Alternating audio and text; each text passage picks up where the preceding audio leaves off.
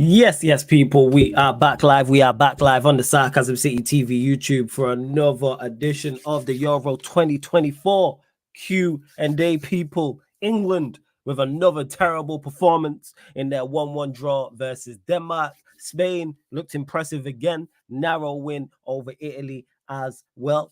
So we will be discussing both those games. Plus, obviously, France play Netherlands tomorrow. So two other top nations playing tomorrow. But first and foremost, make sure you hit the like button on the video. So important you do that. Run up the likes expeditiously, people. Hit the like button on the video, whether you're watching this live right now or watching this back after. Please make sure you share this across all the socials as well. I don't know why I got one plat just sticking up randomly, but we move. Yes, please make sure you share this across all the socials at That's Me Flawless, at Sarcasm City TV on Twitter and Instagram. So please retweet and like from the Twitter, share from the Instagram. And on top of those two things, please make sure you hit the subscribe button on the channel. It is road to 12K here on the Sarcasm City TV YouTube. And go follow the Sarcasm City TV playback as well. Big up to everybody that is already locked in. All of the regular sports Q&A rules apply, people. So of course, if you're a member of the channel, your question will take priority like a super chat. The link for the membership is in the pinned comment. So if you are a member, I will start your question and I will get to whether it's 5 minutes, 10 minutes, 15 minutes after.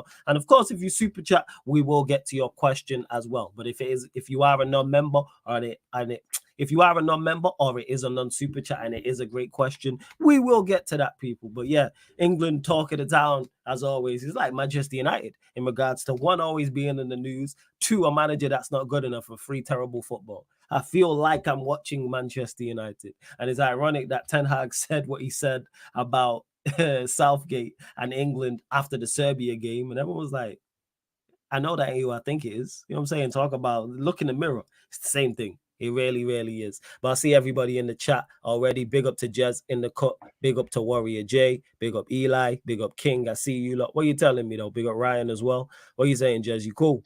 Yeah, man, I'm good. What are you saying, man? Oh, bless, fam. Oh, bless. You already know. You already know. Warrior J says, flawless. I'm not going to lie. After the goal, I was so confused with what setup and formation England was doing. Southgate is a fraud, and we've been knowing this. That's the craziest part, and that's the worst thing about the Southgate situation in England at this tournament is, even though people may be angry, they may be disappointed, nobody is shocked. Nobody is surprised. That is the worst case scenario. And I said it in the build-up to the tournament. I said it before the Serbia game, said it after the Serbia game, said it before the Denmark game, said it after the Denmark game. You tweeted it. How you have all the attacking talent and look like that. It just shouldn't happen. There's no way. I'm not saying England needs to be out there and play Brazil-like football. That's not what I'm saying. But it should look better than that from an attacking standpoint, because the intent's not there. That's the crazy part. But we'll get into the all the conversation in regards to the attackers. Obviously, the midfield has been a big talk of conversation. People mention about Declan Rice being overrated. Gareth Southgate talking about we don't have a player in the profile of Calvin Phillips. Calvin Phillips, you know, that was it. That's it right there. Big up to Warrior J. We don't have a natural replacement for Calvin Phillips.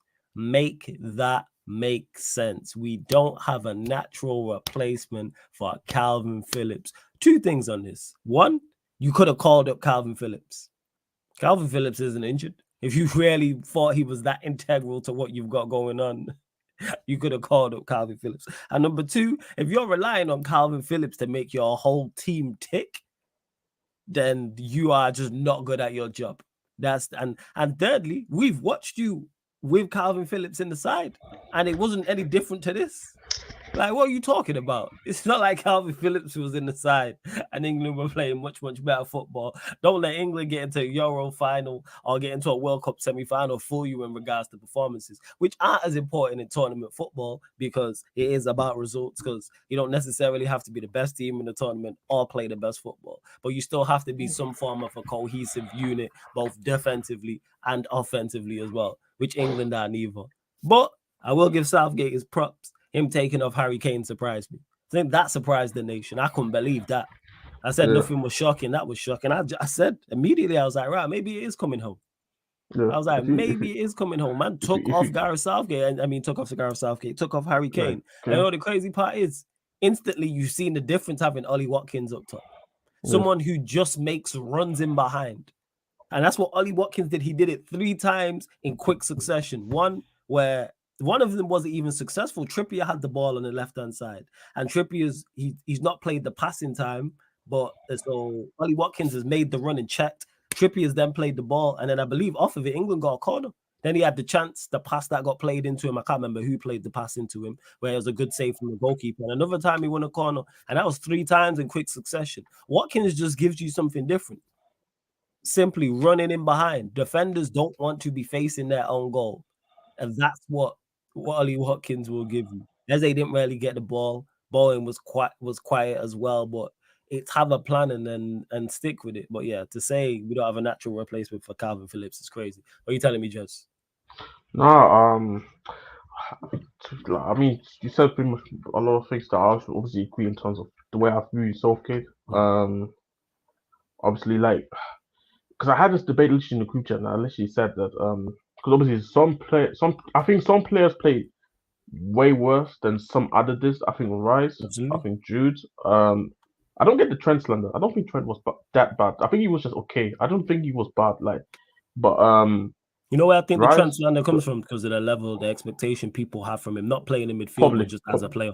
yeah, I think that's probably. what it If is. As a you go player. from there, yeah, because but I do think there's some of the slander though is over the top though. Like, I don't think he was compared. Agreed. Like, Yeah. like Kane like was Talk about it. like him. I think the whole front three was ass, to be honest. Like, Fair. obviously, like Foden didn't really play necessarily in the front three. He played more attacking midfield, to be honest, today, which is kind of weird because it's like, no, you have Trippier on the left, but Trippier is right-footed. He's never gonna take the outside, but when he's never gonna go to his left. I think Jude was just completely ineffective today, just not involved at all. And I feel like if you're gonna play Jude in this number 10 role, you have to give him opportunities to get on the end of balls. Like, I see him sometimes having to drop deep even to receive the ball and bring it forward. But other than that, I've seen a couple of runs in behind, but other than that, I don't really see him do anything. Foden had a couple moments there, but then just making the wrong decision at times. Like, there was a time where he could have played Kane through, I think, and he decided to shoot, which was kind of funny because I said the reason why I said that's why I said a couple of streams ago where I said that if I were the England manager, I wouldn't even start Foden. Like, I play Palmer in the 10 because Palmer is actually natural. I trust Palmer more from a naturally to just go and create more than I think Foden can. Defensively, I think they did alright. I think they did. I think okay. I think Walker. I think, like, how do I put it? I felt like you can tell a game was a clear standout, but maybe because most of the time Rice was putting bare pressure on that side and Gay had to clean up. Like, I don't think I think Walker was poor. I don't know what Walker was doing out there. What's it called? Yeah, this is a performance which is mediocre, which is England pretty much all the time. But I have to go downstairs quickly. No stress, fam. Do your thing. I'll carry a shout out to Prime in the cut as well. Yes, Prime. What are you saying? You good? Yeah, I'm good. What we talking about the England game? Yeah. That's what we kicked off saying with the England game, and just to add on to what Jez was saying in regard to, because there is so much to discuss, and nobody, like, let's keep it real, nobody played well. I think everybody bar Gareth Southgate. So Gareth Southgate is the only person I know that says, yeah, play Trent in midfield. I've not seen no content creators say it. I've not seen any mainstream media say it. I've seen nobody on social say, yes, playing Trent in midfield is a good idea. Unless, Prime, you've seen it, I haven't. Yeah, we're not doing this. People have been saying for years. Maybe you haven't seen it, fine. Yeah, but like, people have been saying for years that Klopp should play Trent in midfield and Southgate should play Trent in midfield. So it's weird now Southgate's doing this. When Southgate came out apparently after the game and said, we're trying this experiment with Trent. Well, not those words exactly, but paraphrasing, we're doing this experiment. We've seen him do this experiment. I remember like 2 years ago when a friendly against Andorra, Trent played in midfield. James played right back. Trent stunk. We've seen Trent play in midfield, starting in midfield. he's got no positional awareness. Trent works when he's at right back and he can drift in. But in order to give Trent that free role at right back, you need, again, no one rates Henderson, but the reason why Henderson worked for Liverpool is because Henderson was willing to sacrifice and do that dirty work to cover for Trent being given that free role. And even now, what England are doing, the reason why the midfield, like I even said this, Flawless, when the squad came out, like I said this on here, the squad is not balanced. It doesn't work. You're playing in midfield three of Rice, Bellingham, and Trent, and you're giving Bellingham the free role to roam about. That role needs to go to Trent. And well, again, I wouldn't play Trent in midfield, but if you're going to play him there, Trent needs to get that free role, not Bellingham, because Bellingham's not good enough to find pockets and play through the lines. You can't, again, like, people know I love Rice and I rate him as a destroyer, but there's a reason why he went to Arsenal, and 6 months later, Jorginho kept starting in midfield. Rice is as great as he is defensively. When he's playing for a big team, and you know, when you're playing for a big team, you can't sit back all the time. When you're playing for an Arsenal, you're playing for an England. The vast majority of teams you play against, England will have the ball.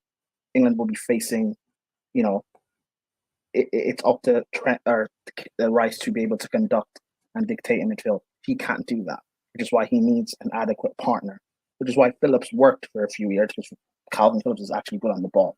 So when Southgate said they're missing Phillips, like, I kind of understand it, because England desperately lack a midfield profile that can conduct and orchestrate a midfield. However, Southgate is making it much worse because he's playing Bellingham and Trent in with Rice. So you're making the midfield a whole lot worse. Foden shouldn't be playing out on the flank. Foden shouldn't be playing out on the left. We've seen it for England many times. Foden on the wings doesn't work. Play him in midfield as a 10, or keep him on the bench. The fact of Gordon hasn't seen minutes yet baffles me. Cole Palmer was top 5 for GA in Europe, and he hasn't got minutes yet. Kind of baffles me. The fact that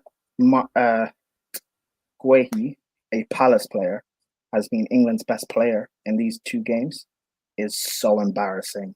You've got John Stones, who's meant to be a centre back. He's played well. Oh no, he's been brilliant. But again, it's embarrassing. I know you're not criticizing him. I'm just giving him a shot. World-class centre back. Well. Harry Kane, you're meant to be the best striker on the planet. Saka, you're meant to be the best right winger on the planet. Trent, you're meant to be the best creator, generational. Rice, you're meant to be the best DM. Bellingham, you're meant to be Ballon d'Or candidate, and you guys can't figure it out amongst yourselves. I understand Southgate stinks. He should go. But you're playing Serbia and Denmark. This is not France. This is not Germany. It's not Portugal, Italy, Spain. I would understand it against these big nations. You're playing Serbia and Denmark. Figure it out. Here's the issue with that, and I do agree with you to an extent in regards to, I don't use the manager as an excuse for the poor performances, but because the manager set them up, and it's very similar to Manchester United. This is why I've seen this before. If you are not good in isolation, or you don't actually, if your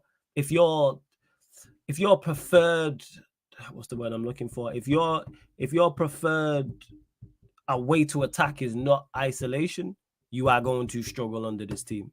That's why all the better players in the tournament for England, not so much this tournament because we've only had 2 games, but previous tournaments under Southgate, are all the players who are better in ice, who thrive best. That's the words I'm looking for. The players who thrive best in isolation are the players who are going to perform better. So a Kane going to struggle, a Foden going to struggle. Those players like that. If you are not an isolation player, but they should still be doing better. But then it ties into these players also being overrated. Well, go on. That's what I agree with you with what you said, Flawless. Nothing wrong. Yeah. But that's why I came back and said when this squad came out, England players are very much overrated. You can't tell me I have the best right winger, I have the Premier League's best player in Foden. I've got the best striker on the planet in Kane. I've got a Ballon d'Or player who was quote unquote arguably Real Madrid's best player in Bellingham. I've got the best EM in the world apparently in Rice, and yet I'm struggling against Serbia and Denmark. Regardless of Southgate's system, you should still have enough individual brilliance to win that game 2-1 or win the game 3. See, but let me play devil's advocate though here. Even the devil's advocate, I think people just underestimate the systems those players are in. And this is where I want to go to, because it's I feel like this is what I was thinking. He was poor today before you go. Saka was England's best attacker in the field, because you know why? Saka thrives in isolation. He wants to isolate his fullback. In previous tournaments, it's been a Sterling, it's been a Rashford. Bellingham's done well in the first game more so, because even though he's not an isolation player, one thing he can do is he'll crash into the box. You know what I'm saying? He has enough physicality to do that. And if you don't have that and you rely on players around you, and don't get mistaken, people, Kane and Foden and players like this, of course they have individual quality. Not saying they don't, but it just goes to show they need players around him. Saka wants to be isolated with his fullback, as does a Rashford, as does a Sterling, for example, etc. That's why I'm surprised we ain't seen Gordon. I think Gordon would thrive, but we moved on. But see, this is where I kind of wanted to go to, into where I felt like all of these guys, like you mentioned, Bram, because they all had great seasons for the Pacific clubs. So now it's kind of like the question: so why can they not perform all together? Like for me, it would have been like, it would be a thing. Because my issue today, for example, was that it's nearly everybody. Like nobody was good other than Gay. Gay was probably the only one that I think was actually good. I think everybody was mediocre and worse. So for me, it's like for me, I look at it always in the. He's always great. Yeah, I think Pickford was great, but then at the same time, I feel like a lot of the shots that came at him, he was supposed to make the save. Also, the goal that they conceded, because this is just a crazy strike. I don't think none of the shots were to the point where I felt like, Pickford like did an amazing job there, but he did obviously the job of making sure that he doesn't make a hole at that. So I maybe can be a bit fair in that. But I look at it, it's one thing when I see, let's say Kane, Jude, and Foden on a consistent basis play, but at least then as a unit, everybody else in the team looks actually competent, or they look like there's some sort of level of cohesion there. I feel like these last 2 games in particular, I feel like it's just everybody. Everybody just like I can't sit here these first 2 games and look at England and say, you know what, as a whole, as a team, you did great. I can say that about Germany. I can say that about Spain. I can say that about France to a degree. Because even though I think France was poor in the first game, I think as a cohesive unit, at least, they looked at least solid. With England, it's like, not only do we have some guys looking worse than the others, but even the guys who are a bit better than those guys still don't play to a high enough level. Where I feel like the managers just did not put them in the best position to help each and single player out. And I make this argument already before. It's like, if don't let this whole media idea that Foden has to start put Foden out there. If you really truly believe you don't want to really use Foden, if you don't see Trent as a midfielder, put Trent out there. Like, because obviously media pressure. Of course, media pressure can. In the past, with Southgate, right, he has ignored media pressure. The fact of he wasn't picking Maddison, he refused to pick Grealish. He brought Grealish, but still kept him on the bench. I'm surprised all of a sudden he's thrown out his principles and he picked the squad based off form, and he's now playing Bellingham and Trent. Why is he? It baffles me. He's doing. And see, for me, it's like, for me, the thing about the Bellingham thing, for example, is like, I think we said it before as well. Like the way he's used, like people using the logic that the way he gets used at Madrid, all of a sudden he can translate it automatically for England. No, because England play a completely different system to what Real Madrid does. And also key part is, look at the midfield that is behind Jude. Camavinga, Valverde, and Tchouaméni. Or instances where Cruz is sometimes in there, or Modric is sometimes in there. But when Jude plays in the 10, now you have not only is it only 2 midfielders, so it's a man less even now, because they're playing in the diamond. but also there's a scenario where you have Rice and then Trent in midfield. And I said this on the stream earlier. Even if you feel like you want to play Trent as a midfielder, at least give the people from an eye perspective, okay, this is why I'm playing him there in this midfield position. I did not in these first 2 games, I have not seen the reason why it makes me think, that's why Trent is playing midfield, and this is why you might as well put Do him you right know back why, then. Jez? You're going? Jez, do you know why? Because for the first time under Southgate, none of these players, and I said this when he picked the squad, none of these players complement each other. Mhm. The midfield, Bellingham, Foden, Rice, there's no balance in it. He will easily get overrun, as we saw by Denmark and by Serbia in the second half. A front three of Saka, Kane, and Foden does not work. There's no balance. Trippier at left back doesn't work because he's not left-footed and he's been awful all season. There's no balance in this 11 at all. And The only thing is the centre backs. It's the centre back and the goalkeeper. Yeah. That's the only thing consistent. This is funny part because we came into the criminal saying that England's defense is the weakest part of the team. And that's the craziest thing. Yeah, you're spot on, Jez, that defensively, England have been that's been the better part of their team. It's not England playing like a defensive-minded system. I don't know what England is doing out there. No. Let's get this correct. England's defense hasn't been good. Guehi has been. Let's get that right. No. We're not saying individuals. No. We're saying that. I think as a unit.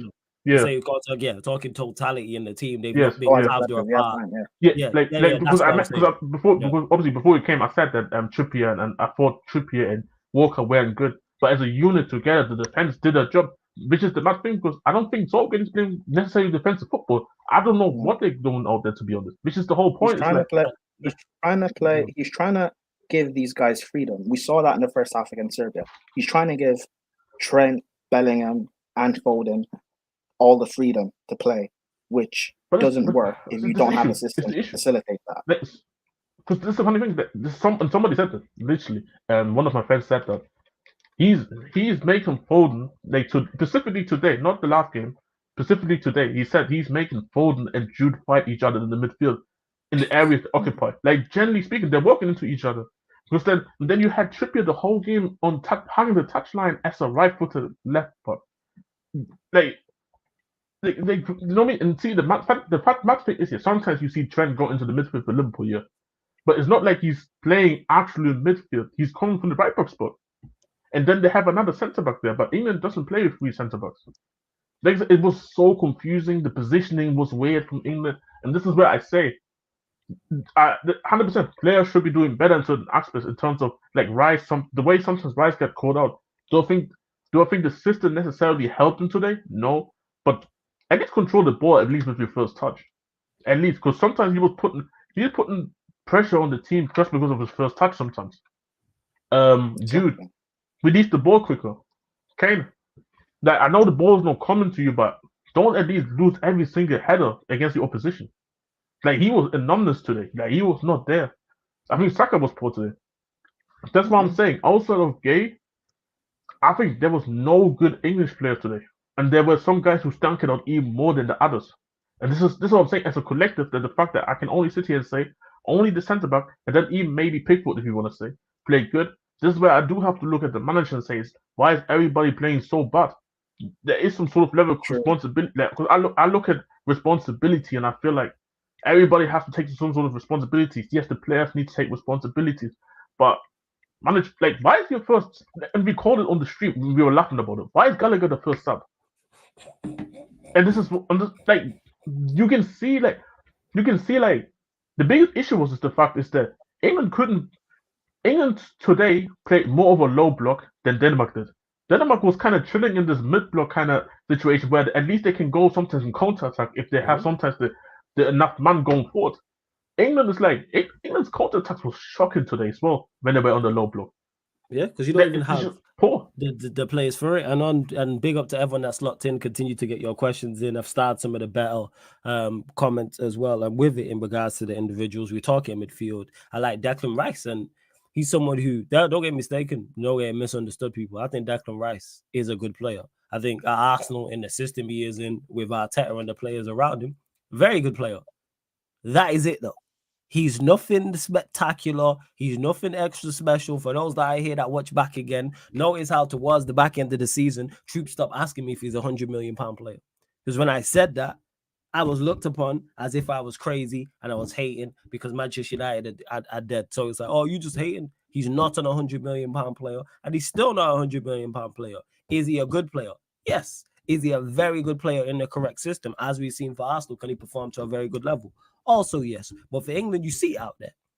Lost because he's not good enough on the ball. Off the ball, cool. I actually thought he was one of England's better players in the first game against Serbia. And today, he wasn't good at all, no. But that's not his game. And that's why alongside him, you need someone who is better on the ball to complement him. That's why I don't hear the excuse of, oh, Calvin Phillips. I said it on the last Q&A we did. At international football, you get what you are given. There is no buy-in. There is no whoever wins this tournament, whoever you have, so whether it's France, Spain, Italy, Portugal, Netherlands, there's some area. There's an area in those teams, or areas, I pluralize it. There's areas in their team that are not good. Somewhere. Whether it's the goalkeeper, whether it's centre backs, whether it's full backs, whether it's attacking midfielders, defensive midfielders, the striker, there's no perfect team. But you know what the better managers do at international level? Work with what you have.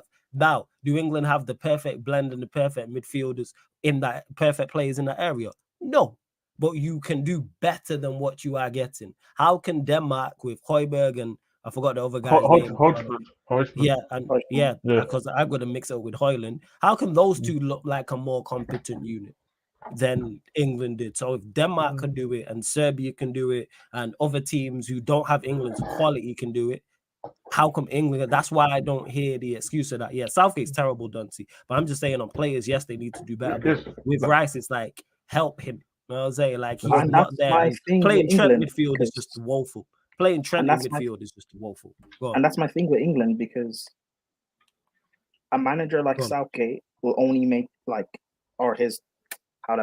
his tactical inability or whatever. That should only show against the better sides. Against a Serbia or a Denmark, even though Denmark are a good side to be fair, but against those two sides and you're struggling against Iceland, that's the players not doing basics. If Chelsea are losing against the League Two sides, I'm not going to blame Maresca. Why are you not doing the basics against a League Two side? Why are you not doing the basics against a small nation? It doesn't make sense. I heard that if they were playing guys like the Czech Republic, for example, because they're I think the Czech Republic, there was another country. There were two countries in particular who were terrible. But I feel like this Euros has also shown that even some of the middle-sized teams into this tournament can still surprise you with some sort of level of quality. Like Serbia was out there popping. Yes, they can though. It's no. I know. And, I agree with you, Jez. However, England were on Serbia's neck in the first half. The reason why Serbia grew into the game is because England just sat off. Yeah, and is that not back on the manager for the fact that he told the players don't apply the pressure? I don't. I think this was a tactical adjustment because the moment. Fair enough. Because I don't think just as a whole unit, all 10 players on the pitch thought, you know what, let's sit back and let's just wait. I think that it was an instruction that the manager said, you know what, let's kind of, because we had this conversation before even off stream, that my biggest issue with Southgate is his in-game management, because I felt like England should just push it, because I felt like England should have, in the Serbia game specifically, because you're right, in the first half, so even at times, even before England even went to sit back, England was still just a little bit trying to go and get the second goal. But even then, some of the players were messing up in certain scenarios with certain passes, wasn't going. And then England decided to end up just sitting back the whole game. And then you saw Serbia making the initiatives in the second half, bringing on attackers very early to try to make a change. And Southgate kind of reacted late, making only the Gallagher sub, and then waiting another whole maybe 15-20 minutes then for the Bowen sub. And this is where I say, like, even though I agree with you in a certain manner, it's like when the quality is just that, if the quality is that high compared to maybe another country, yes, sometimes the players should, from their individual brilliance, they should get it through. But I feel like even countries like Serbia or Denmark, I don't look at these countries like I don't look at those countries like they are San Marino, Andorra. Because you see, England smashed Andorra. They're at San Marino, least competent. Liechtenstein. Their Yes, like Europe, their players are yes, playing in the top leagues in Europe. Yes, yes, in some like, and capacity. this is irony because even other countries have this issue. Spain sometimes have this issue where sometimes even against the middle-sized teams, they don't do the job, even though they have enough quality to do so. But then they play a lower tier like the San Marinos, the Liechtensteins. Same with Portugal. I call them small team bullies. Same with Portugal. Them two in particular, I call them small team bullies. That's as well Because too, when it's time to play a team that is somewhat competent, these teams struggle. And you saw the Portugal game. Belgium lost their first game, so it's kind of like even though I agree with your point to an extent, where I feel like if the quality is that much a difference, players should just go there and get the job done regardless.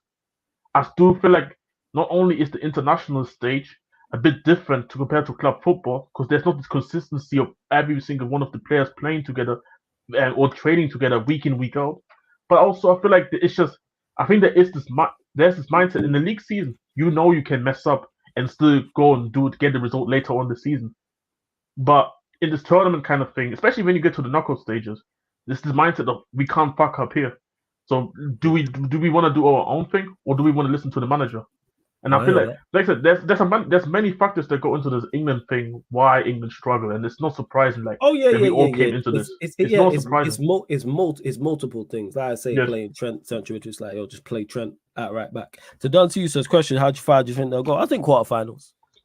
Even though England are not good, we're saying more so from an offensive standpoint because defensively as a unit, they have enough there. When you have Pickford, who I'm not a big fan of, but will make saves. You got Gueye, who I think has been England's best player so far. You got Stones, who is of quality. Walcott, even if he's out of position, has recovery pace. You got Trippier, who would just be a try hard, and then you put Rice in front of that. And then maybe you have a Gallagher in front of that, for example, or Bellingham's dropping in, or if it's Trent in there, you have enough players that will do enough so England don't get battered. Plus the way Southgate plays as well. Southgate is never going to set England up with an offensive mindset. And then they have enough going forward to the point where they'll be able to get a goal. Like we're talking about how bad England have been going forward, but yet they scored against Serbia 1-0, scored again today. And they're not playing. They're far from firing on all cylinders. Like they're far from that. So to me, I said quarterfinals. I think so. Quarterfinals, and it might. You know what? It might take an injury or two, and I don't wish injury on any players for Southgate to get it wrong an accident. That's what it might take. It might take a couple players to get injured. What Poch did at Chelsea last season. Yeah, like it might take. Manchester United, when we went away to Liverpool and got that 0-0 draw, Ten Hag had no choice but to play that team. And that team got a result. If he would have played the team that he normally plays, we probably would have got packed again 4-5-0. But because he played that team, yes, offensively it was terrible. But if you look at it from a defensive standpoint, it stood up, and that's why we got a draw type of thing. And we'll talk about what I already spoke about Watkins right at the start in regards to him just running in behind. But yeah, to answer your question, Dante, I think quarterfinals. Yeah, go What injuries do you think need to happen for him to pick the right squad, or pick the right team? Harry Kane and Trent. And that's not me wishing injuries on them, because I don't wish injuries on no player. I'm not bad man like that. So touch wood that don't happen. Who do you think comes in? Watkins comes in. And I think it would be Gallagher. I can't lie. But Trent Gallagher's coming in. But I think that ties into it. As bad as Gallagher is with Watkins, that just change. Like there's just a lack of pace. So let's say it's Gallagher and Watkins. Just with more ability and effectiveness. Yeah. So let's say it's Rice, Gallagher, Bellingham. Good midfield. No. One thing it has though is one is not going to get overrun. Yeah. So and it's going to be dogged. All of them in there are at least bare minimum tryhards. Now you add Saka with Watkins and Foden, that helps so much. Yeah. Because he's going to stretch the pitch, which creates so much more space for Foden. Now you have two players who are very comfortable in isolation. Three, actually, because Bellingham will attempt to take on him, but Bellingham's more off the ball. He'll just run off the ball. Like that goal he scored against Serbia, he's the only midfielder in the side who scores that. Which is the irony though. Bear because in mind, I Watkins would will play help. Palmer. I would play Palmer as the 10, but I'm just using that as an example of what because- Bellingham's not a 10. He's a second striker. Yeah, He's not because the irony part about it is that Watkins will actually push the centre backs backwards of his pace, which gives Jude more space to actually be the second striker. But Kane is like, shit. Sometimes when you see Kane and Jude play, Jude is sometimes waiting for Kane to actually make the run, but the dude can't go forward. They do because the dude. That's why you see. It's easy. It's easy because you got Foden drifting inside. You got Kane coming towards the ball. Bellingham's in that space. The only outlet Saka. Trippier also tucks in.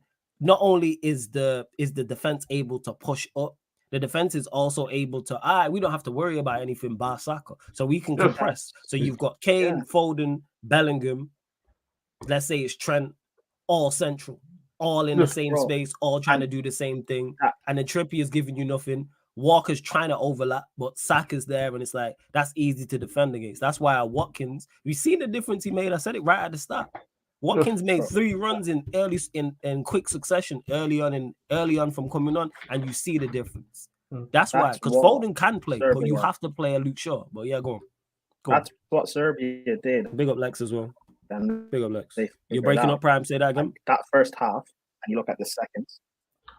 That's what Serbia start did. That again, Prime. You broke up. Say that again. Yeah, go on. You broke up. Start again. Yeah. That's what Serbia did. Go. When you look at that second half and how they actually, instead of giving that space, they focused just on stopping Saka, and they were able to have a lot more attacks and freedom against England in that second half. Yeah, if you're gonna play, I think Southgate should focus on who is he building. Play Saka at left back, bro. I've been saying this for years, but they want to crucify me. But yeah, Southgate, if he was smart, he would pick a player to build this kind of attack around. Is it going to be Bellingham? Is it Foden? Is it Kane? Pick a player, and then from there you know who to build around it. If you're going to play Kane as a striker, which I don't think is the worst thing in the world, then you need a pace around him. You need Gordon off the left, because that's what works. Kane when he was at Spurs, Son when he's at Germany now, Sane, even at England in the past, Sterling. So you need pace around it. But yeah, Southgate won't really change it. Which I mean, I would play. I keep saying play a back 3. I think a back 3 suits England perfectly. But he won't go back to that, which is strange. Yeah, I think it's also because I think he didn't took enough centre backs to even go and make this for him in his mind a comfortable back 3 anymore. But also making sure that he has enough also with making sure that he has enough backup as well. But even talking about actually, because obviously H was asking about Watkins. Got a back 3 right there: Walker, Stones, and Guehi. But that's the thing, though. I don't think because the thing is he doesn't even. This is the thing. Whatever his issue is, he just doesn't want to see Trent or right back. It's even I wouldn't play Trent at wing back. I'd play Trippier. And then who's left back? It's Saka. You said Saka. I forgot. Yeah, that's not even. You drop Trent altogether. Yeah, you would drop because he said Trippier, and then he said left back goes Saka, left wing back goes Saka, and but see me. Hayes was obviously talking about Watkins. I need pace. Because Hayes was talking about Watkins, isn't it? And I've seen a conversation actually going around now. A lot of English fans getting, and this on socials only, let's say, a lot of English fans getting really irritated with Kane. Very irritated. Because we've not even mentioned it. He was the one who gave the ball away from the goalkeeper. Obviously, there's still a lot of time left in this tournament. I think England going to finish top regardless. Yeah, I think they finished top of the group. After this tournament, do we need to, depending on how this tournament ends, do we need to have a certain conversation about Kane and this England team and how it's set up?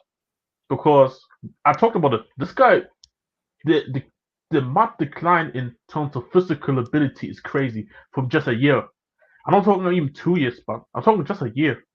The dude just doesn't even look the same. I don't know if it's because he was gassed out from the Bayern Munich season and came into this tournament too completely tired, or if it's just really him. Like this is him, like his physical capabilities now. But the dude can't move. Looks like you see how people know the guy that did the Lukaku joke about Lukaku moves like he came out of the water and he's playing football like His shots yes, still wet. yes. This is what Kane feels like. He looks like he just this is not even this is generally a tree now out there. The guy doesn't move, and the only time when you see Kane moving is if he drops extremely deep to DM or CM, or if he goes to the wide areas like right wing, right mid. Like, do we need to have this conversation about Kane, or is there some of the conversation because we saw the positive impact that it's just that England around that time, just as overall as a team, was playing awful. That's why Watkins' effect couldn't have been felt a lot more than you would have thought so. But you saw that, like you mentioned earlier, you saw the immediate impact that Watkins was bringing off the bench in terms of just a difference of style of play in terms of the player that is up top as striker.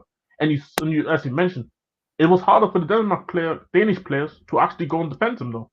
Yes, And it's actually being turned. He actually now being turned around and facing out goal. And the fact that this has been already at 2 times, I know Kane scored, but it came from a very bad mistake from the Christensen, the Danish defender, left back.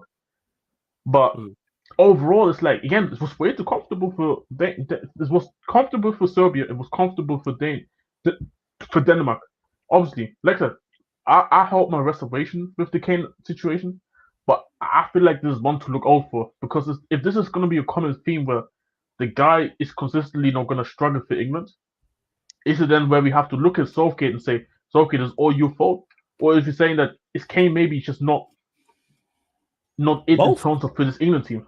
Hey, it's both. Like we all know, Harry Kane is a top quality striker. There's no doubt about that whatsoever. But we also know he needs pace around him because that's the one thing he lacks is physicality and mobility. And when I say that, I'm talking literally just pace, acceleration, top speed, agility. Not his game. He's never running in behind. No defenders ever worrying about that. Does he have other great attributes? Yes, that can be utilized because one thing he can do is hold the ball up, spin, pass, link up with whoever's in the 10 or if he's got a strike partner or either winger. So that's where it needs to be. But he's been this way. Like he was the one who gave the ball away for the goal. And as bad as the pass is, why are you there? You do not need to be there. Why are you on the left wing picking the ball up with your back to goal and you're our striker?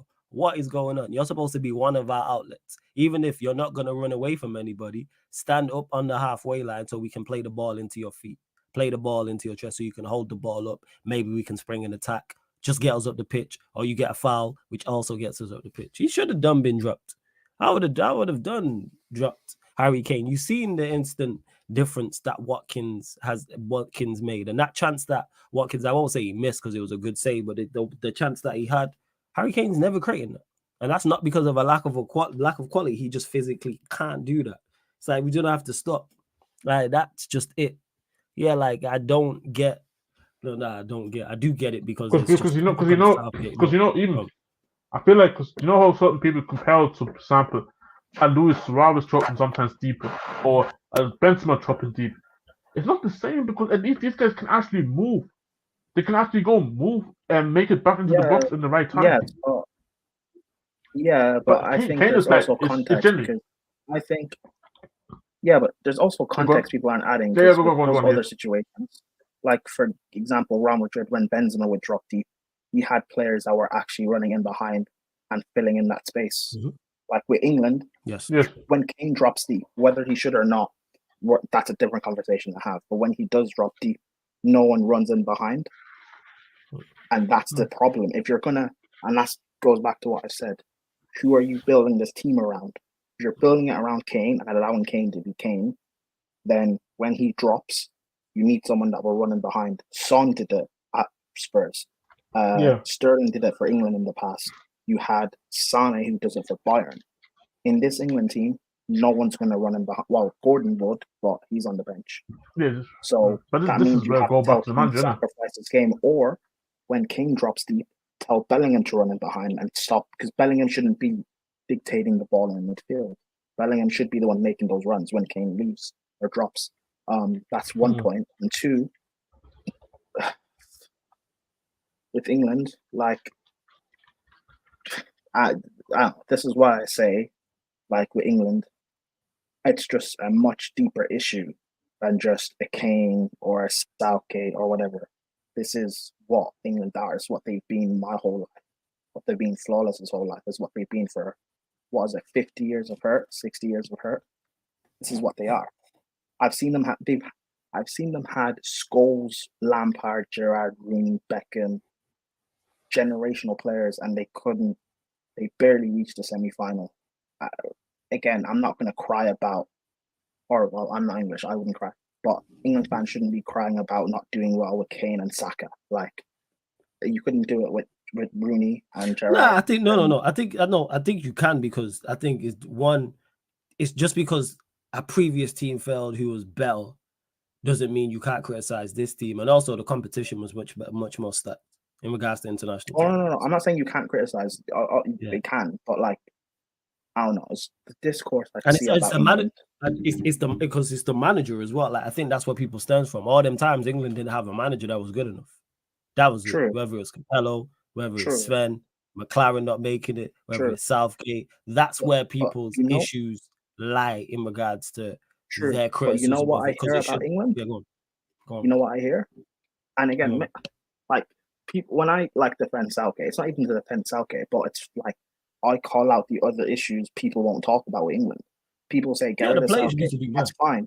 But then people will tell me stuff like bring in Graham Potter. And I'm like, Graham Potter is not doing much better. He's not winning tournaments. He hasn't won a trophy in his career. Why would he do any better? People tell me bring in Eddie Howe. Eddie Howe's not doing any better, but all due respect to Eddie Howe. So if you're not going to name me better managers, I think Howe does. I think Howe does better. You think he wins? You think he wins? I think he wins that Euros just gone. Yeah, I think he wins that Euros just gone. Yeah, they should have won that Euros. No, but like, I mean, we're going forward. Yeah, but we're going forward now. Yeah, but that's what my point is that's where people's criticisms lie. It's not so much this tournament; it's what could have been. When you look at where England are at, where England have been at under Southgate and the tournament, they should have won that last Euros. And I think if you put Eddie Howe, and I'm not Eddie Howe's biggest fan, but if you put Eddie, because Southgate shouldn't have been in charge of that Euros, and that's where people's criticism and frustration stems from. Is not just at Southgate, it's also at the FAs, because he shouldn't have been in charge of that Euros. And if he wasn't in charge of that Euros and you put Eddie Howe in charge with the run they have, do I think England win that? Yes. I think Eddie Howe is good enough, because I don't think you have to be a great manager to win a major tournament. I don't think you have to be. I just think you have to be competent. And I believe he is. But this way, I think Eddie Howe's better than Deschamps. And Deschamps won a World Cup. Okay, no, that I agree. But again, the reason why I say he wouldn't is not necessarily just about Eddie Howe, but to win major tournaments. Sorry, this made me laugh. Go on, Prime. Carry on. Yeah, to win major tournaments, or to win tournaments in general, not just about being competent tactically. You also need X factors. When you talk about Deschamps, I agree with Deschamps. I think he is just like Southgate. However, when Deschamps won that World Cup, he had Mbappe, he had Pogba, he had Griezmann, he had Giroud.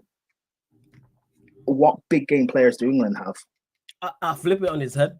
Sterling for England, because he was on point in that game, because he's their best player. I flip it on his head, and there's where the issue lies. If you put Southgate in charge of that France team, he doesn't win that tournament, because he don't set them up the way they set them up for that World Cup. So like Matuidi, because I remember criticizing him, and Deschamps got it right with Matuidi on the left, Mbappe right, Giroud up top, Griezmann in the 10, and then the pivot was Pogba and Kante. Now, if we go back and look at that squad, guaranteed he's not playing that. Is that 6? He's not playing that midfield and attack. He's not playing that.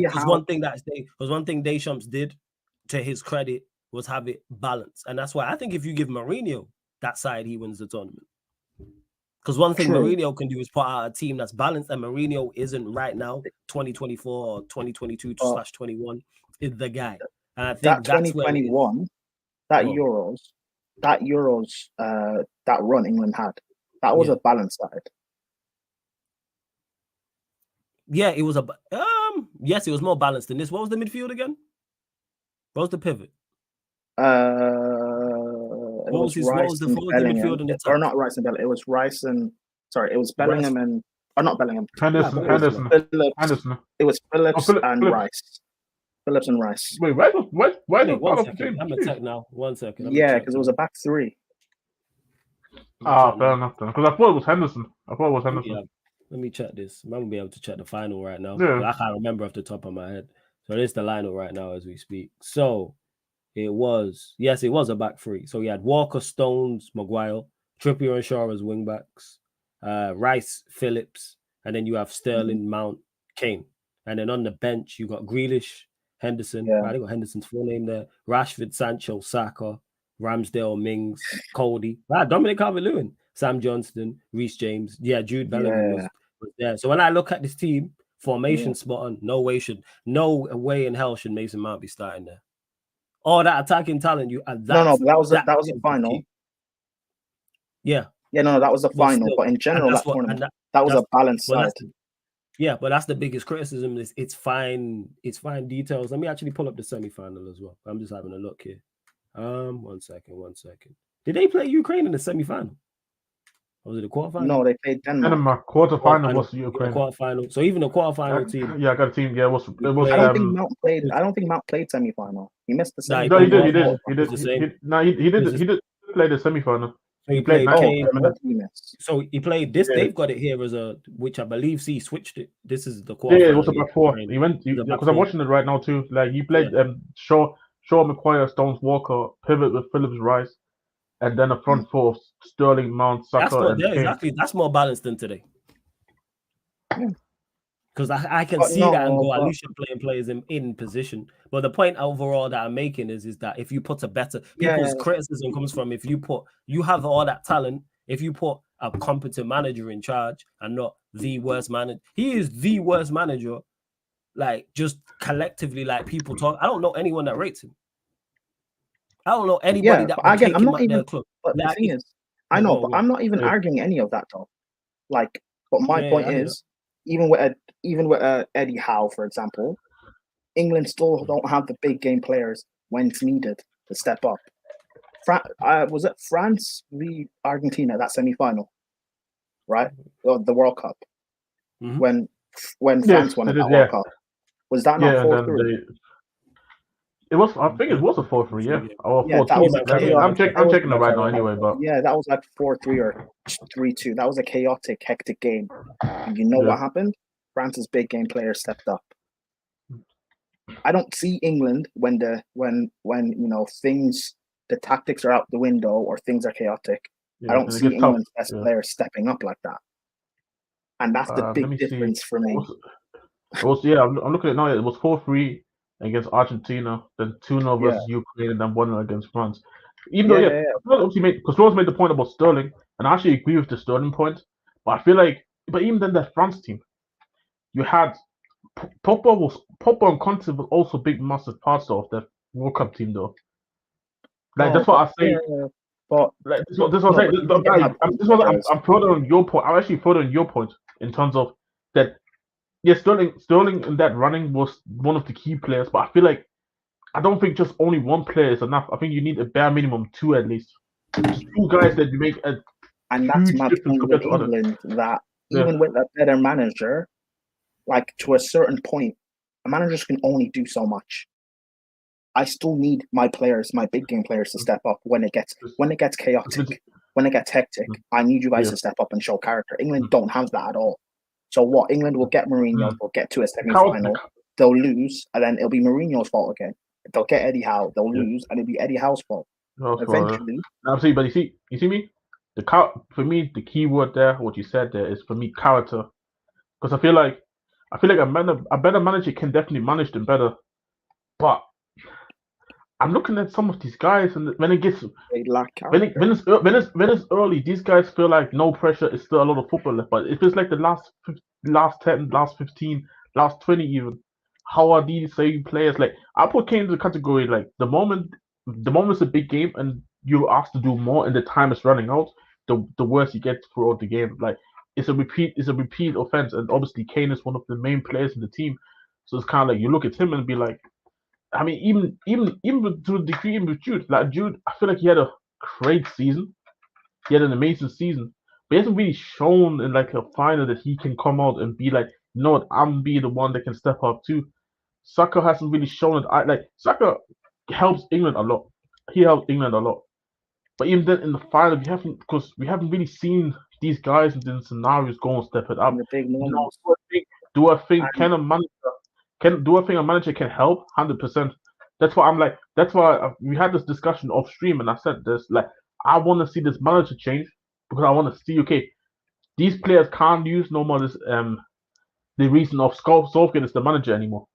They can't no, but go it's not back. the You know, fans. And I don't think, as much as I like again, I don't disagree about Southgate leaving to England. I think he's been there too long.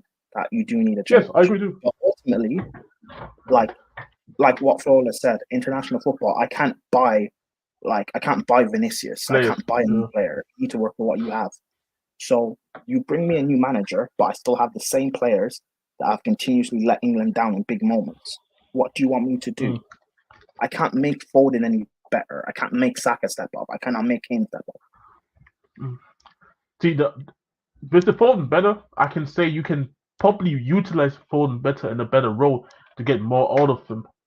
But in terms of stepping up, in terms of when it comes to this decisive moment in a key part of a stage of the tournament, like semi-finals, finals, this is where then the player from an individual standpoint has to go and be like, I have to go and raise my levels, even though yes, the tactics for the manager is helping, it's still currently not enough. Can I, from an individual standpoint, raise my level now? So it's kind of like we have like I said, we just with England, it's kind of like the Southgate circle is over, in my opinion. Anyway, like I would be shocked if they even make the semi-finals. I'll be honest. Yeah, like, it needs to be. They'll be gone by quarters, and I'm interested in who they bring in next. Yes. Oh yeah, me too. Me too. The next manager. Me too. Because I look at even. Like, I talked before. Nagelsmann really has surprised me. Like, I know some people look at the opposition and say, "Okay, Scotland was terrible. Like Scotland was terrible against us." I'm not surprised by Nagelsmann, bro. He's a talented manager. I heard that, but for no reason. But I was surprised because prior to this Euros, he only had 4 games altogether, and even one of the games. No, it was 4. It was 4. Like he didn't get that one, so it was the one where he got appointed. So that was his first international break where he got appointed and was able to choose his players for the first time, and just the last 2 friendlies just before the Euros. Oh. That's why I was so nervous in terms of going into this tournament and wasn't sure what I was gonna get. But what I like about the Nagelsmann, they use completely and this is the big contrast between him and Southgate, which is why I go a lot at Southgate, is the fact is that Nagelsmann is not only has a tactic in his way of playing, but adapt and change. He's getting, and he actually adapted because he didn't play like this at Bayern, which is the mad thing. But I know. He's playing to everybody's biggest strength, and he has also identified that I need to see Virgil Musiala in the team because from a creative standpoint and even goal scoring standpoint, these guys can help me win a tournament. But Jez, he's also made big decisions that people don't agree with. For example, starting Havertz as the striker. Yes. People don't agree with it, but he's made that big decision. But he's making it, But he's making the decision, and even though I hate it, I have to go along. It's giving us the results, and this is where which is also one of Southgate's issues, is that he's for whatever reason he's trying to listen to the whole, yes, are we football fans what's the word I'm looking for? We football fans are very fickle in it. One moment we sit here and say do this, do that, but then when the manager doesn't do it, we go crazy. But then when it works out, we all gonna be happy. And I feel like Southgate, he should have just gone with what he really felt like what is right. I don't know, is this current England team that we're currently seeing right now? Is this what Southgate really wants to play, or is this a fact of the matter that is a thing? And this is where I have to play. And this is where I have to blame him. Don't listen to the media. Don't listen to fans. Don't listen to the fans. This is the biggest mistake that he did. If he really felt like Mainoo and both Mainoo and Wharton shouldn't be in the squad. He should have brought Phillips and Henderson. That's what he wanted to do. Mm-hmm. But I don't get, and that's the thing I say when people say go get Mourinho. Mourinho will do something that England fans won't like, and people will complain and complain. And the minute England get knocked out of a tournament, everyone will blame Mourinho. But yeah, I agree. But it's like I said though. But that's why I said football fans are kind of fixated because if Mourinho does something that the football fans don't like, but then it works out, you're gonna love him. Yeah. So it's one of them. It's like a double-edged sword. Like you go with the risk. If the risk doesn't pay out, the whole country's gonna hate you. If the risk is gonna work out, the country's gonna love you. So it's kind of like these type of things. Sometimes you just have to go and do it. Nagelsmann, for example, did it. So yeah, man. I don't know, man. It's one of them ones. It's one of them with Solskjaer where I just don't see England doing anything in this tournament, and I've said that going into this one as well. Yeah, no, I agree. Quarterfinals is England's usual exit point. Yo, chat. major Yo, tournaments. chat. If England is finished, yo, yeah. Also, Mida, yeah, Mr. Mida, you're right. He chopped. The whole country was asking Hummels to be getting come to the team. He didn't call up Hummels. Same with Julian Brandt. Both of them Actually, were yeah, on let me ask extremely. you, Jez. Go on. For Germany, has it been a because like has it? I'm trying to compare it with England. Has it been a Go major on. talking point in German media about Havertz being the striker, no Hummels? Has that been a major talking point? The biggest talking point was definitely the Hummels one. Like Havertz, because Flick was playing Havertz already, so it's not really surprising that we continue with it. But there was a bit of noise of the fact that look at the form that Füllkrug is on. You have to get Füllkrug as a starter because he's scoring. So, but it wasn't as big as the talking point about Hummels. The Hummels one was probably the most major one out of all of it. That the fact that Hummels had such a good Champions League campaign, how did he not make the squad? Is it still a talking point? Not anymore, no. Because the defense is doing good enough.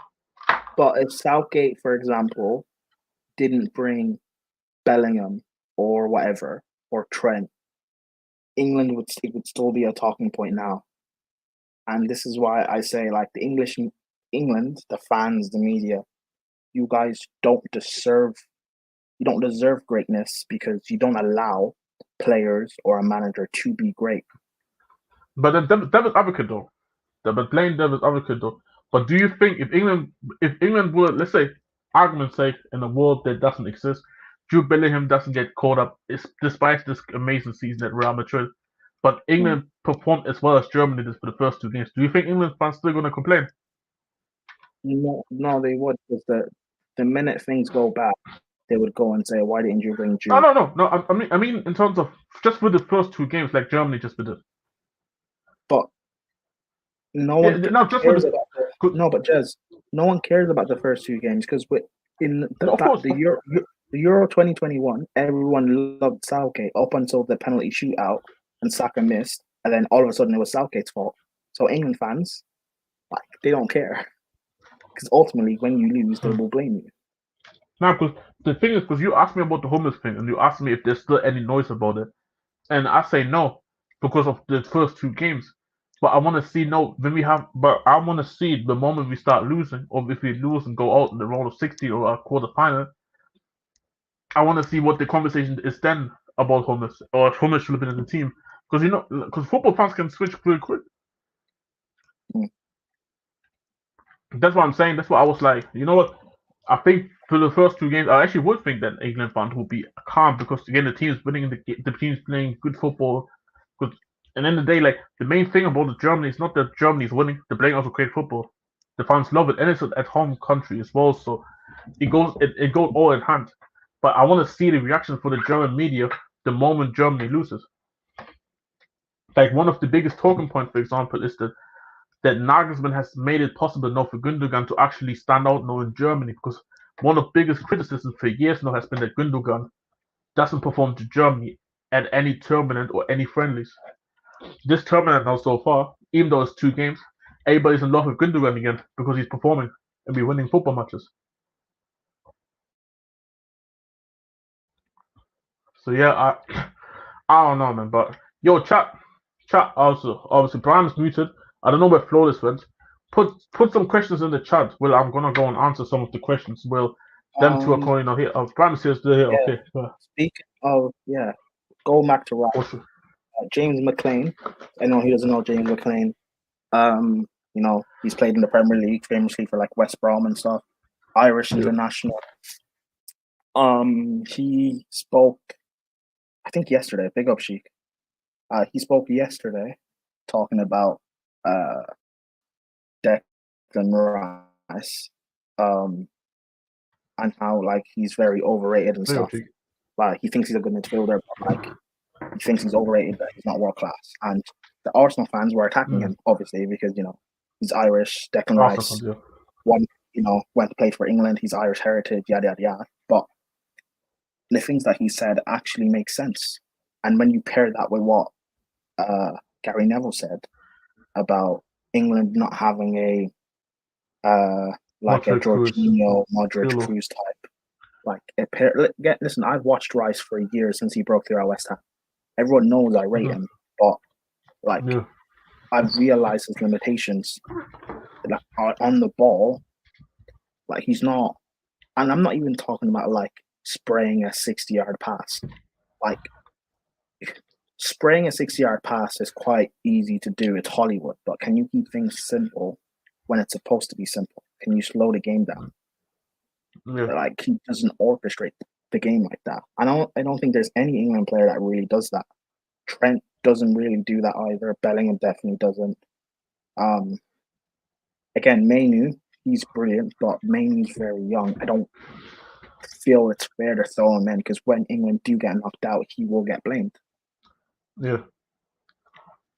But I think, my argument then for that is that don't you feel like the manager should just rather go on like what the manager should do is take the risk with the young guy, and if the scenario happens where England do go out and Mainu does get played a lot, obvious reasons why, I'm not gonna go into more further than that. Don't you feel like that the manager can do something, even though it's not gonna change in terms of the player still getting abused? The manager coming out and still like backing the player in terms of like, you know what, this was my decision. I put this level of trust of the player, big of us, but I put this level of trust into the player despite his young age, and if there's somebody you have to go and abuse for the decision to play such a young player, go after me, because the theme of this tournament ironically has been the younger guys in this tournament. Obviously, you have some older guys stepping up that you would see, like Shaqiri. You saw not today, but the other day, Embolo stepped up for Switzerland. You have Luka Jovic obviously getting a last minute goal, but the main overall theme of this tournament has been the younger guys, like the under 21s, under 22 guys across every country nearly stepping up, even some of the middle level kind of countries, even the younger guys stepping up. But with England, it's kind of like, who's really stepping up from the youngest? Also, like the mainstays in the team currently, which is Jude and Saka probably. Like, don't you feel like he maybe because I think my biggest before we go, I think his biggest mistake was not trying to integrate some of the guys maybe a bit earlier in the friendlies going into before the tournament, because this is the main difference between England and everybody else, is because how much time those younger guys. There was no time to integrate them earlier. I think there was opportunities where you could have gave them though. I think there were Mainu literally started playing in the second half of the season. I heard that, but I mean, because see, obviously, I'm just trying to hear Megan bringing ideas, because even, for example, you know the Bayern kid, Blahovic, he didn't make the squad now because he got sick again and he couldn't play the Euros anymore. Yeah. But he barely really he only came in the later stages for Bayern this season as well, and Nagelsmann felt like, you know, his performances, even though he didn't start a lot of many games, warrants at least a spot at the team. And he would have gotten an opportunity in this Euros team right now if he would have made. And you have to realize the difference. Like Germany have a platform for Vlahovic to do well. He's a great. I rate him. He's talented, but Germany have a platform for him to do well. England don't have that platform for Mainu to come, or Wharton to come straight in, and for them to actually perform. Look at how chaotic these past few games have been. I don't think Mainu or Wharton make They that will. much of a difference because there's still no system in place. And also, by the way, Mainu is black, so Of course, yeah. We know about and that that's factor. part, and that's also a part of why, like, I don't want him just being thrown in because he will get blamed. I've made this joke for a few months now. He's gonna get blamed when England get knocked out. I mean, he's got played in the friendly going into it, so I agree with that. Like with the young Bro, guys, the I'm game just against looking more at Iceland. Did guys. you not see the game, England's last international game, friendly before the yeah, he got abused. Yeah, at halftime they were making an article about can Mainoo play as a lone play number six, 6. like Yeah, I know, I saw even though that. But then, his partner was Rice. Like, this is England, man. yeah, see, but I think this is where it goes back to just a lot of the fact that Southgate is also the manager, that he hasn't created an environment where, yes, I have my mainstays there, but I can also introduce the young G's. This is also, I think, another reason why there's a lot of people this frustration with Southgate. Like, for example, because even though you're actually right with the main point, and I agree with that, but if the platform was better, Watson and Palmer should have at least made a couple of appearances more. Like Palmer's been playing well throughout the whole season, and it only took what, before the friendlies, only just the international break, just before these last friendlies, just the recent ones. This is the first time when Palmer got caught up all season, and Palmer was cooking all season though. Mm-hmm. This is what I'm saying. Like, I feel like a lot. Like I said, there's a lot of many factors that I mentioned before with the England team, and Southgate is just also a big factor of that matter. The fact that young players, there's not a comfortable environment where young players can just come in and be like part of the squad. Not saying necessarily starters, but at least part of the squad, where you can say, you know what, fuck it, I have so much trust in these guys, I can even start them if I want to. Because a lot of countries can do that. Should even Belgium do that? But then you're right, Belgium, there is probably like the less expectation to perform, so it's easier for the younger players to come in. Spain is literally starting a 16-year-old, but again, the 16-year-old is so good. He's probably the best right winger in the whole country. So I don't know, like England, there's so much about England. That's why I thought, actually, come outside, bro. You said England's gonna win this tournament. Talk about England, bro, please. Fatou. Yeah. Guys, God. Yeah, bro. You said England was gonna win this tournament. I need. What's your thoughts about today?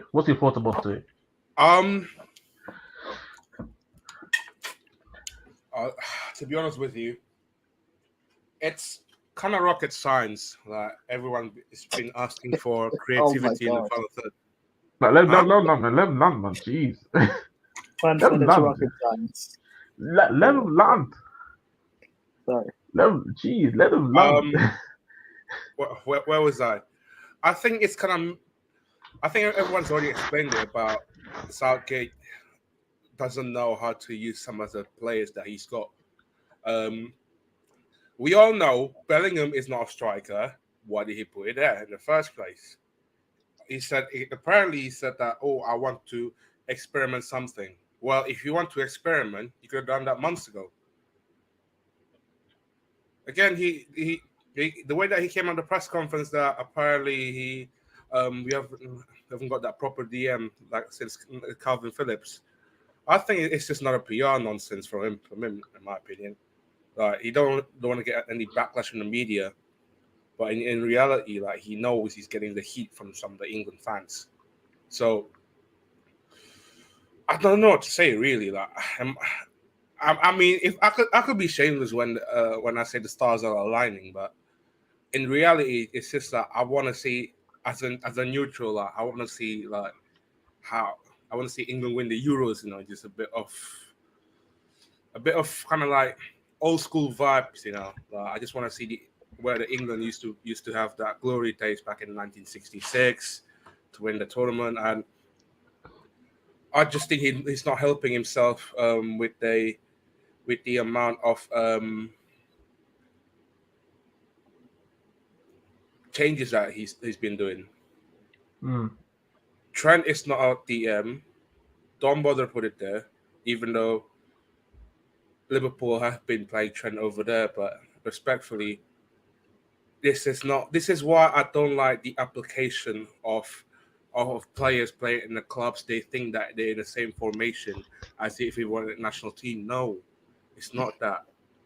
Look what happened in the left back as well. Like Kieran Trippier is a right back, not a left back. If you're gonna put a left back, you might as well bring Luke Shaw into the team.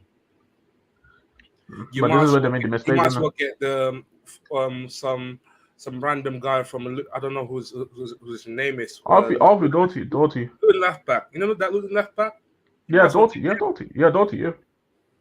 It's just that Southgate is trying to prove things, but he did it in the wrong way. And the problem is that when you know that system ain't working, why still persisting with that system? We all know the best England system is a 4-3-3. Put two ways in there. Put Bellingham alongside Rice. Maybe Adam Wharton or Kobbie Mainoo, let alone Declan Rice. Maybe Gallagher in that sense. Then put Gallagher in there, or maybe Foden a bit more advanced as a 10. England lacks creativity. Who's their main creators? What? Bukayo Saka. But which? There's two players combined of 60 GA last season. They're not even making minutes. I mean, we had the conversation literally before you even joined them. We said that the last thing that you should do, obviously club form, you have to consider. That's how certain players even get caught up to the extent for the first times or second times maybe. But so you have to. This is why you have to separate the player from a club level to an international level. That's why you see a lot of players not be able to perform for the clubs. Now, sorry, for the countries, but they perform for the clubs.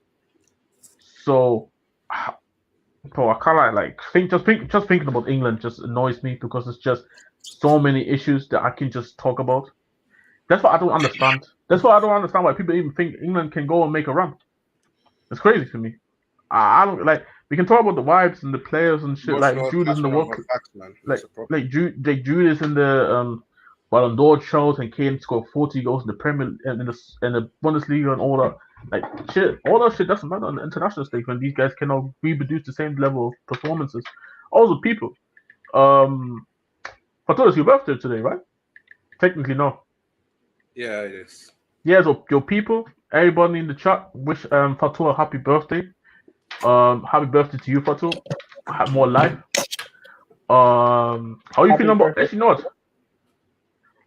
know what? As a birthday gift, I'm gonna ask you a question. JJ Redick to the Lakers. JJ Redick to the Lakers. How you feeling, bro? Oh my! Obviously, God, I have to ask you. Oh my god! I knew this was coming. Hey, you know what? Fuck, man! I had a thought about this. You know what? Let me see. It's like me watching Enzo Maresca. Let me see this guy cook first. Let me just see what he's gonna do in the off season. I don't know about him. I think he's gonna bring his stuff with him. Apparently, he's trying to bring Rondo in. So what, like so are you with the Lakers next season or what? I think first round next season. First round. So you think you make the playoffs with JJ? Probably first round. I think we got that far. So you think you making the playoffs through the play-ins, or you making the playoffs just straight up? Play-ins. So what was the point of getting rid of Hampton?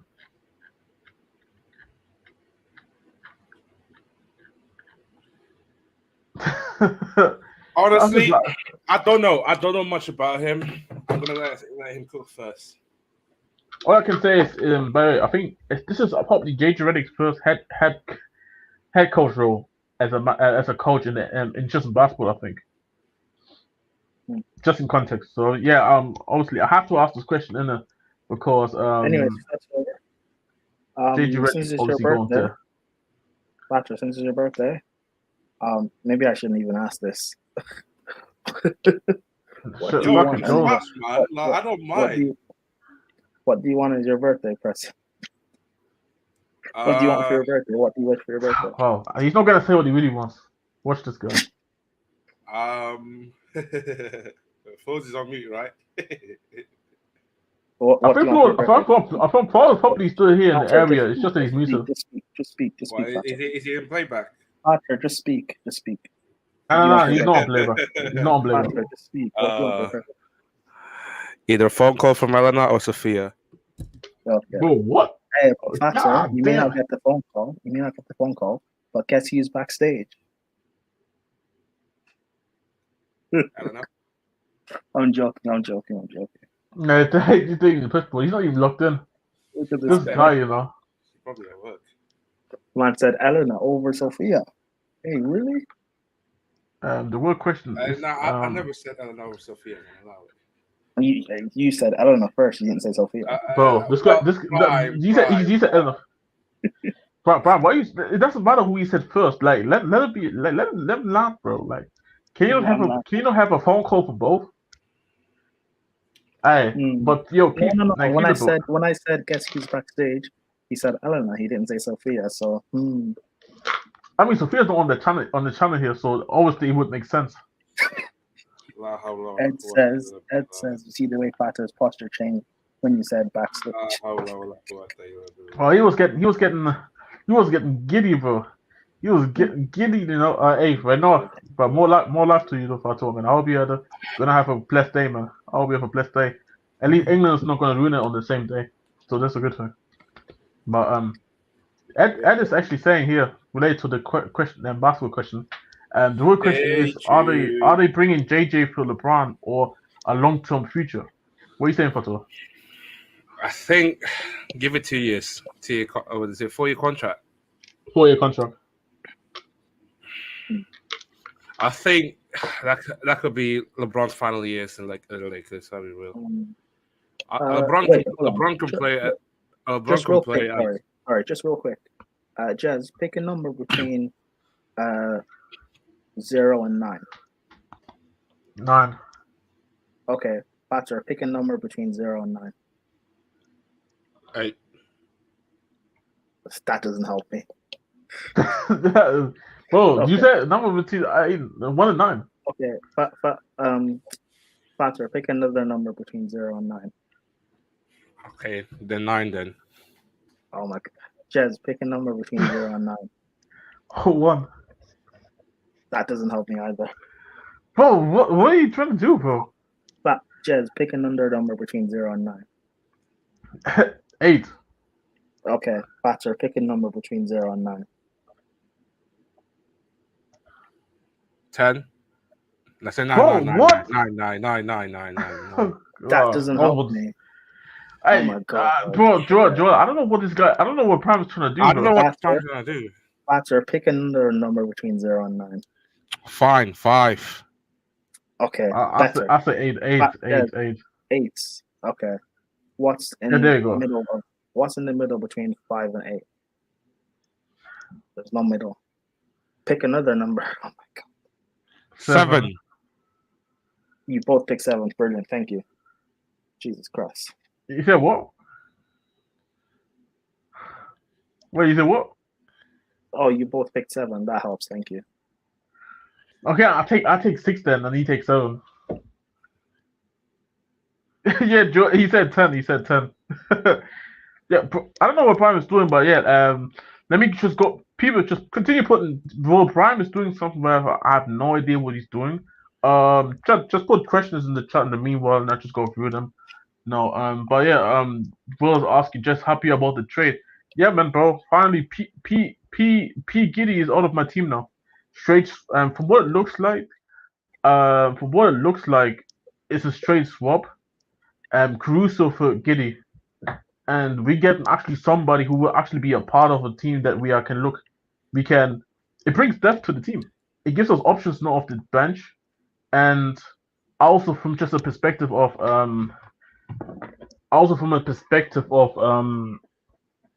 Giddy just doesn't fit the scheme. Like one he's a Conan. Bro, is P Giddy for for the until further notice, but about Crusoe, like I feel like he gives us a different dimension off the bench. He's played already obviously a couple amount of seasons in the NBA. I think it's an I think he's an all NBA defensive player. I don't think his contract didn't affect our salary cap to a high extent. And also the main difference between him and Giddy is the fact that he's shooting around 40% from free. That alone for me is something that I looked at and say our 3-point shooting from in the playoffs were horrendous, especially against the Mouse. So I feel like I call Foles. I thought call Foles after the finishing the question, but overall, yeah, I'm happy. I'm happy about the deal. Like I don't have any issues, and the best thing about it is we didn't have to give up any picks for the deal either. So it's just a straight swap, which seems like a robbery. But hey, hell, man, I'm happy about it. But yeah, people, real quick, I call Flores actually because I'm gonna check out what he's up to, innit? So obviously you two, obviously you take responsibility in the meanwhile if you guys see questions or something. Must have responsibility. Hell yeah. I've unmuted myself before Factor says something wrong. Prime trying to gamble. No, I don't gamble. I don't gamble, guys. I don't know, man. What you trying to say? That you'll say something wrong. At this time, I haven't got the energy. I just want to watch some football. Besides, what kind of wild things I'm going to say anyway? Wait.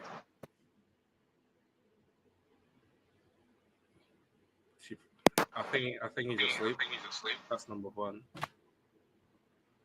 Prime, there's a question for you. Who do you think is winning the Copa America? Copa America. Yeah, there's a question for you. I can make a wild comment, but I won't. Colombia probably or Brazil. Colombia's a good shot, actually. I think Colombia's my dark horse.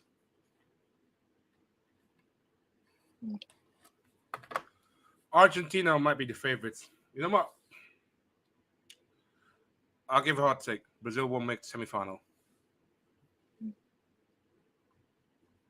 But you want O'Shea to keep his job. He shouldn't have the job in the first place, bro. What, John O'Shea? Yeah, what's it called? I just text Flo real quick. Flo said he's gonna be back in 5 minutes. So Flo will be back in 5 minutes, people. So until then, we just holding it down. But yeah, Brian, what are you talking? Yeah, he shouldn't be the manager. He's our interim manager. We were supposed to get one announced back in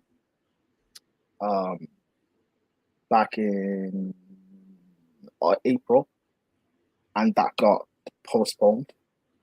So yeah, he'll be in charge for our first Nation League group game against England at the Aviva in September. So that'll be interesting.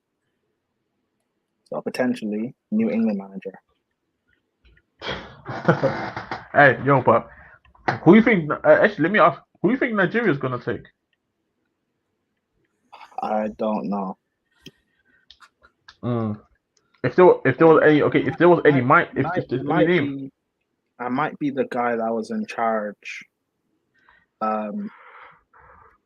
Not last AFCON, the AFCON before. Yeah. The one that was in What's charge. his name, Raw? What's that, Raw or something? No, not Roja.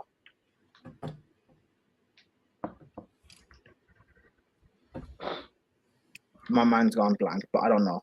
What my thoughts on Nigeria's downfall? It's well deserved, man. We stink. It's well deserved. But yeah, what's the good chat? Yeah, put questions. Floor's gonna be back soon in 5 minutes so ish. In the meanwhile, we're just gonna hold it down till then. I beg someone it said. I beg someone asked me a question about. Oh, go on then. You go on then. Go on.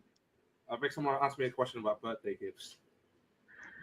Wait, birthday gifts for you? Or why you need a question for birthday gifts? Don't answer that, Batter. What do you mean? Don't answer that. If someone asks me like, what is the best birthday gift that I've ever had? Definitely, I was given a ticket. Like, I take it to who though? Where though? Well, let's say preseason tickets. pre-season to let Chelsea or what? Yeah. Hmm. Like, Nah, yeah. that's the proper Chelsea kind of gift right there.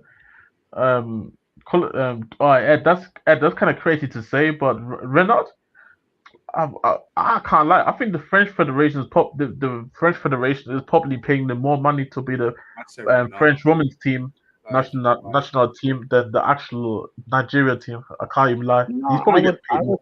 I would get like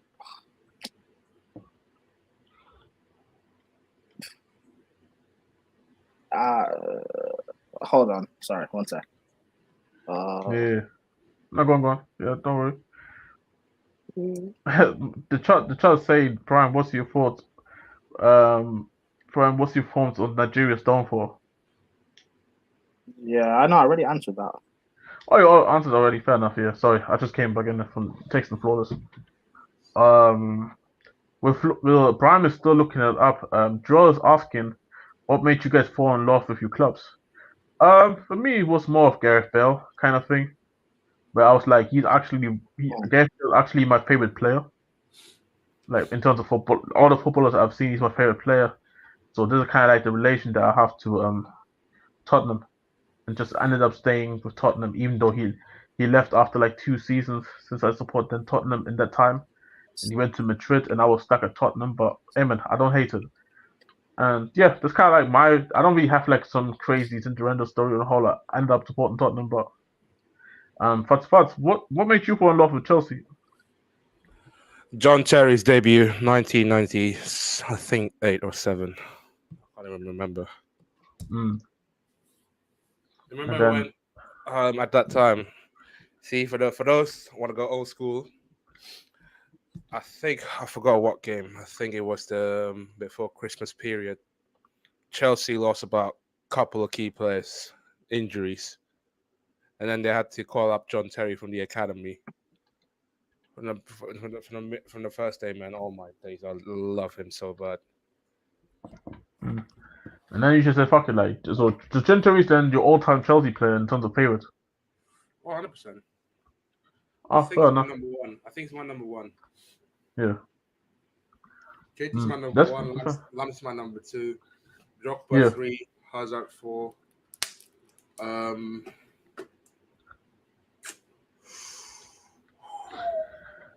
Desai 5. Zola.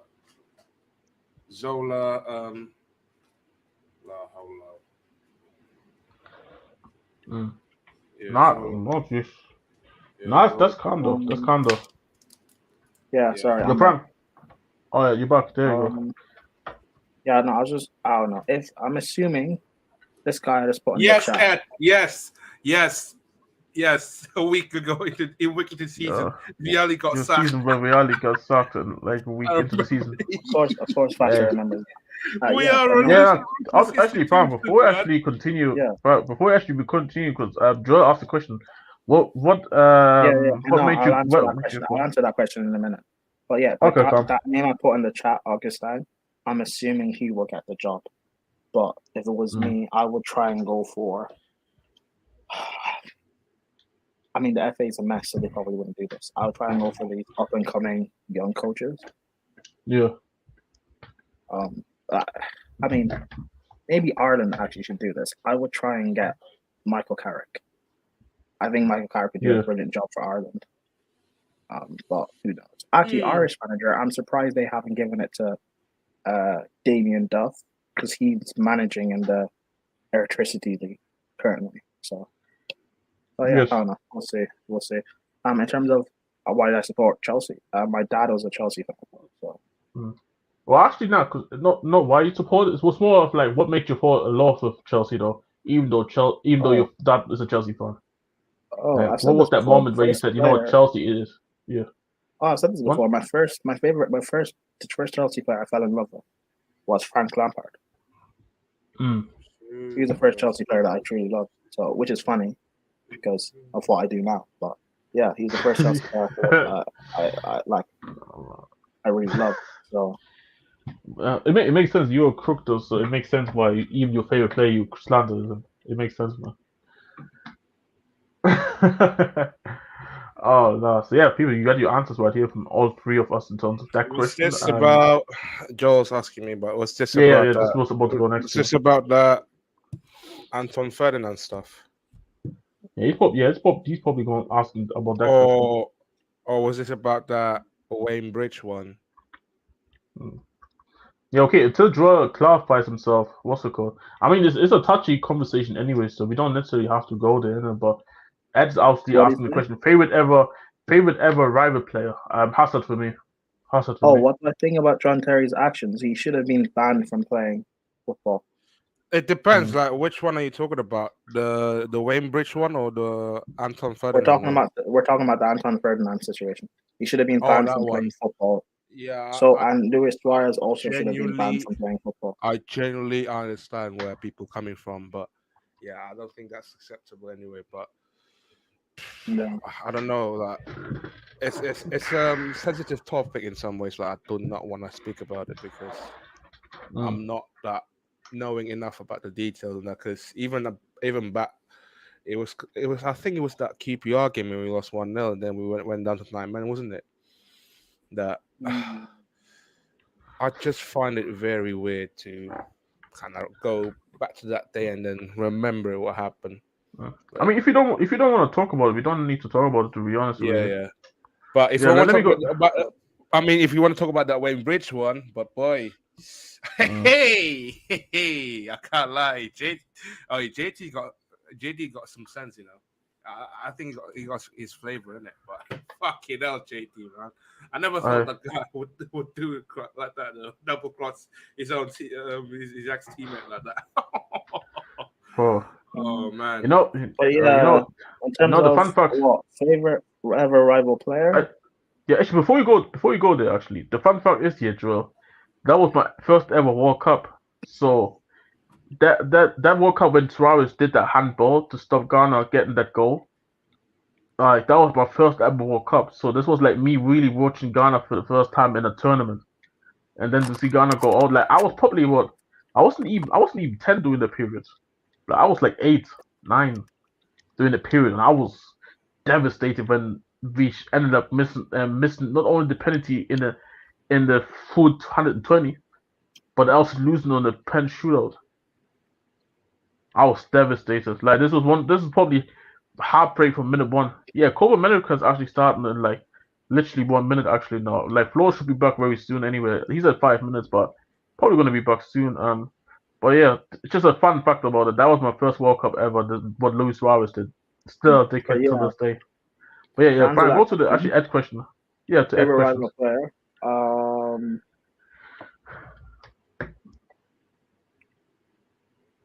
Like what?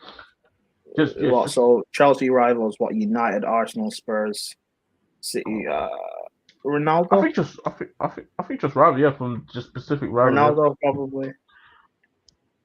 I've got a few actually. Ronaldo, Rooney, Scholes, Bale. But what if you had to just single one of them?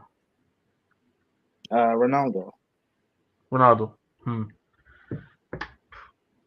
Any specific reason out of all of them? Just because obviously Ronaldo he's the best player I've ever seen.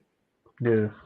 Nah, that's fair enough. Yeah, because obviously, I said Hazard because from all the players that I have seen, I think he's the best. He's the best winger I have seen after Bale, in my opinion. Agenda, but so I also agenda and bias, but after Bale, damn, if I never seen Bale play football, I probably would ironically probably turn into a Chelsea fan. The way Hazard just made me thought, like Hazard is the type of footballer that I love. Like he's the definition of footballer that I love seeing play. No, I love Bale as well. He's up there. Yeah, Bale's phenomenal. Yes, like Bale is just happened to see in it, so yeah, like it's just how it ended up being. But if it wasn't for Bale, probably Hazard. But I think Bale is the best British player of all time, or at least that I've seen. Anyway, at least I've seen. From the guys that I've seen, he's the best British player in my opinion. Like from the guys I have seen. Before an old head in the chat says, "How can you not say this? I didn't see this guy play." Okay, but my bad, you man. I just sorted some stuff out. My bad. no, it's actually Fatou, question. Obviously, the question to you as well. Your favorite ever rival player and the reason.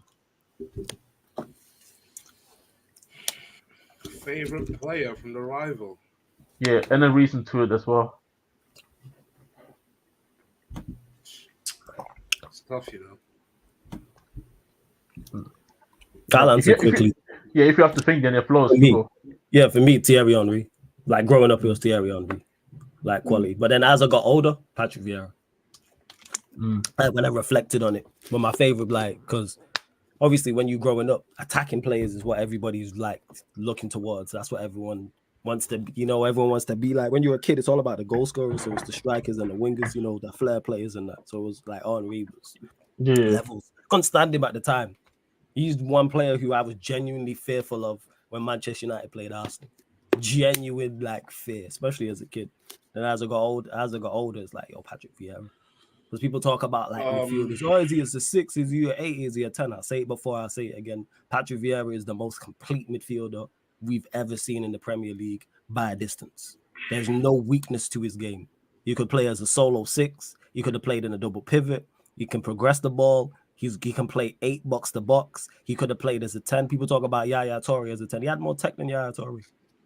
And physically, you could match him. Like, so it is. As I got older, Ed, like with the City one, David Silva, yes.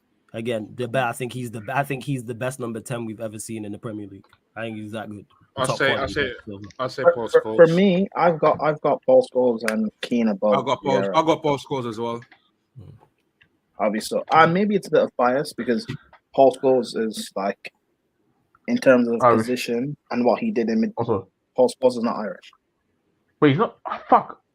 I thought of his. I thought of his. I can't lie. You know what it was? It was the ginger hair. I can't even lie. I thought the ginger hair. But you lot blessed for holding it down. Appreciate it. Let me get to the super chat and then we got to close out because Copa America is starting, people. So there'll be a watch along here on the YouTube channel, which it will redirect to. And we're also live on the playback for Argentina versus Canada, people.